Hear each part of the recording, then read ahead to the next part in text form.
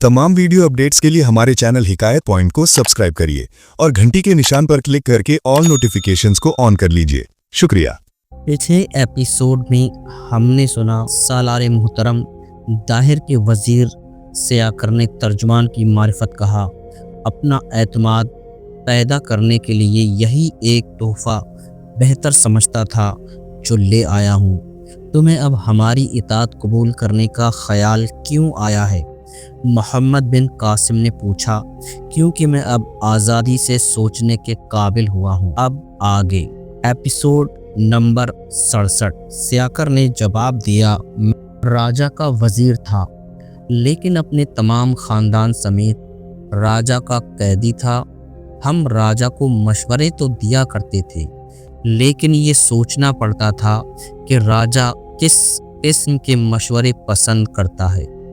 जब उसने अरब के जहाज़ लूटने और मुसाफिरों को कैद में डालने का हुक्म दिया था, तो मैंने उसे कहा था कि अरबों की नज़रें पहले ही सिंध पर लगी हुई हैं और अरब पहले मकरान के एक हिस्से पर काबिज़ हैं, इसलिए अरबों को इश्तियाल न दिलाया जाए। लेकिन वो न माना। उसका दिमाग तो इस तरह ख़राब हुआ कि हमारी फ़ौज ने आपके 2 सालारों को एक के बाद दीगरे शिकस्त दी। राजा दाहिर पर दरअसल एक और वज़ीर का ज़्यादा असर था, जिसका नाम बिदहमन था। उस वज़ीर ने ही उसे मशवरा दिया था कि अपनी सगी बहन के साथ शादी कर लो। क्या तुम्हारे मजहबी पेशवाओं ने राजा दाहिर को ये नहीं बताया था कि मज़हब सगे बहन भाई को आपस में मियाँ बीवी बनने की इजाज़त नहीं देता? मोहम्मद बिन कासिम ने पूछा। मजहबी पेशवा? सियाकर ने तंजिया मुस्कुराहट से कहा, मजहबी पेशवा भी उसकी ख्वाहिश, उसकी पसंद व नापसंद और उसके तोहमात के ग़ुलाम थे। हमारे राजा को मजहब की बजाय अपना राजपाट ज़्यादा प्यारा था। उसे पंडितों ने बताया था कि तुम्हारा बहनोई तुम्हारे राजपाट पर कब्जा करेगा, तो बिदहमन ने राजा को कहा था कि बहन को अपनी बीवी बना लो, तो बहनोई का वजूद ही ख़त्म हो जाएगा।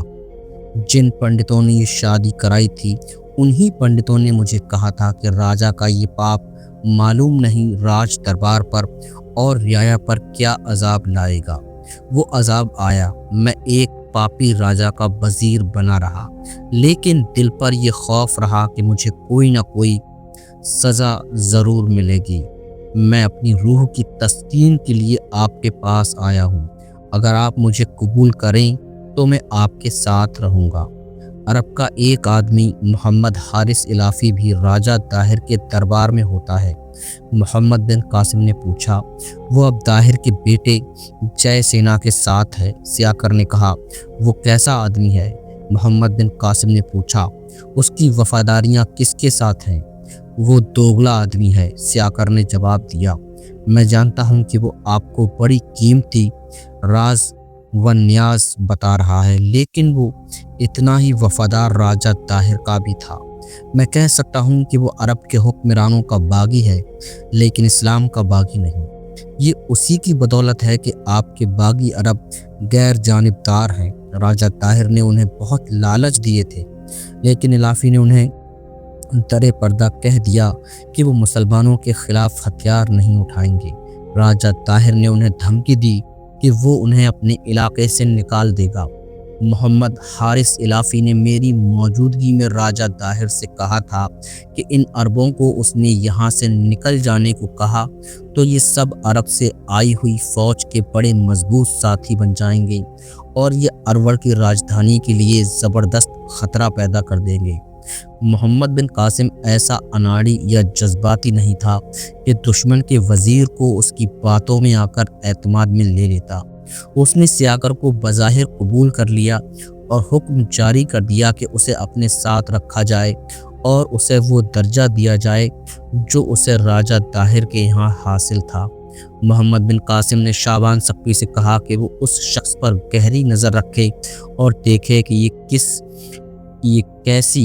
ये किसी और नियत से तो नहीं आया। मोहम्मद बिन कासिम ने दहलीलिया से कूच किया। फासला ज़्यादा नहीं था। आगे एक छोटा दरिया था जो जवाबी नहर कहलाता था। गुजरती सदियों ने सिंध के छोटे छोटे दरियाओं को خشک کر کے ان کی گزرگاہوں کا بھی نام و نشان نہیں رہنے دیا۔ اس زمانے میں یہ دریا موجود تھے اور آب و تاب سے بہتے تھے۔ مسلمان فوج نے جل والی نہر کے مشرق کی طرف آخری پڑاؤ کیا۔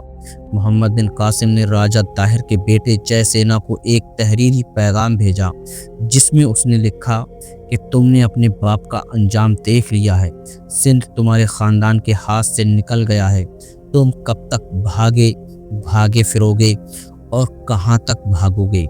برہمن آباد میں تم نے پناہ لی ہے، اسے بھی عارضی سمجھو۔ تمہارے لشکر، تمہارے ہاتھی اور گھوڑے ہم سے کوئی قلعہ نہیں بچا سکے اور کبھی بھی میدان میں ہمارے مقابلے میں نہیں ٹھہر سکے۔ تمہارے لیے ایک ہی راستہ رہ گیا ہے کہ اسلام قبول کر لو، پھر تم نہ صرف زندہ رہو گے بلکہ وقار اور عزت کی زندگی گزارو گے۔ اگر یہ منظور نہیں تو ہماری اطاعت قبول کر لو، پھر تم ہمارے قیدی نہیں رہو گے، نہ ہم تمہیں بنائیں گے، تمہاری عزت اور حیثیت میں کوئی فرق نہیں آئے گا۔ اگر یہ بھی منظور نہیں تو ہم آ رہے ہیں، ایک ایسی لڑائی کے لیے تیار ہو جاؤ جو تم نہیں جیت سکو گے۔ ہمیں اپنے اللہ پر بھروسہ ہے اور وہی ہماری فتح کا ضامن ہے۔ قاصد پیغام لے کر چلا گیا اور واپس بھی آ گیا۔ اس نے بتایا کہ اسے قلعے کے دروازے پر روک کر پوچھا گیا کہ وہ کیوں آیا ہے۔ اس نے بتایا کہ راجکمار جے سینا کے نام سالار عرب امیر سندھ محمد بن قاسم کا پیغام لایا ہوں۔ اسے قلعے دار کے پاس لے گئے۔ کیا یہ پیغام کسی اور کو دے سکتے ہو؟ قلعے دار نے پوچھا اور اسے بتایا جے سینا یہاں نہیں ہے۔ نہیں، قاصد نے جواب دیا، راجہ طاہر کے بعد وہی ہیں جو فیصلہ کرنے کا اختیار رکھتے ہیں۔ جے سینا یہاں نہیں آیا۔ قلعے دار نے کہا، میں جانتا ہوں کہ تم کیا پیغام لائے ہو، اس کا جواب میں ہی دوں گا، پڑھ کر سناؤ۔ قاصد مقامی آدمی تھا اور وہ نو مسلم تھا۔ اس نے پیغام سنا دیا۔ قلعے دار نے کہا لگایا، میں جانتا تھا کہ پیغام یہی ہوگا۔ قلعے دار نے کہا، تمہارے سالار کا دماغ چل گیا ہے، سنا ہے وہ ابھی بچہ ہے۔ راجہ طاہر کے مر جانے سے ہم سب نہیں مر گئے۔ لڑنے کے لیے صرف جے سینا ہی نہیں، جے سینا خود اسلام قبول کرے تو اسے کون روک سکتا ہے، لیکن وہ کسی کو مجبور نہیں کر سکتا کہ وہ تمہارے سالار کی اطاعت قبول کر لے۔ جے سینا مغرور ہے، تم واپس چلے جاؤ اور اپنے سالار سے کہو کہ آ جائے اور قلعہ لے لے۔ ہمارا سالار تو آئے گا ہی۔ قاصد نے کہا، لیکن یہ سوچ لو کہ اپنی فوج کے قتل عام کے ذمہ دار تم ہوگے۔ تم چلے جاؤ۔ قلعے دار نے کہا، یہ پیغام جے سینا کے نام ہے اور وہ یہاں نہیں ہے اور اس قلعے کے ساتھ اس کا کوئی تعلق بھی نہیں ہے۔ اگر اس کا کچھ تعلق ہے تو یہ بھی سن لو کہ جے سینا ہمیں حکم دے گیا ہے کہ مسلمانوں کی فوج آ جائے تو اس کا مقابلہ بے جگری کرنا۔ قاصد جب محمد بن قاسم کو پیغام کا جواب قلعے دار کی زبانی دے چکا تو اس سے کچھ دیر بعد برہمن آباد سے ایک جاسوس آیا جس نے یہ خبر دی کہ جے سینا چند دن برہمن آباد میں رہا تھا۔ اس نے اپنی فوج کو اثر نو منظم کیا تھا۔ اس نے دوسرے قلعوں سے بھاگے ہوئے فوجیوں کو بھی اس فوج میں شامل کر لیا ہے اور اب وہ برہمن آباد میں نہیں ہے۔ جاسوس نے بتایا کہ جے سینا چینیسر کی طرف چلا گیا ہے، وہ مدد اکٹھی کرتا پھر رہا ہے۔ محمد بن قاسم نے کہا، ہم اس کا انتظار نہیں کریں گے۔ برہمن آباد میں ہندوؤں کی جو فوج تھی اس کی تعداد 40,000 تھی اور اس فوج کو بڑی سخت لڑائی لڑنے کے لیے تیار کیا گیا تھا۔ محمد بن قاسم نے برہمن آباد کی جنگ کے لیے اپنا طریقہ کار بدل لیا۔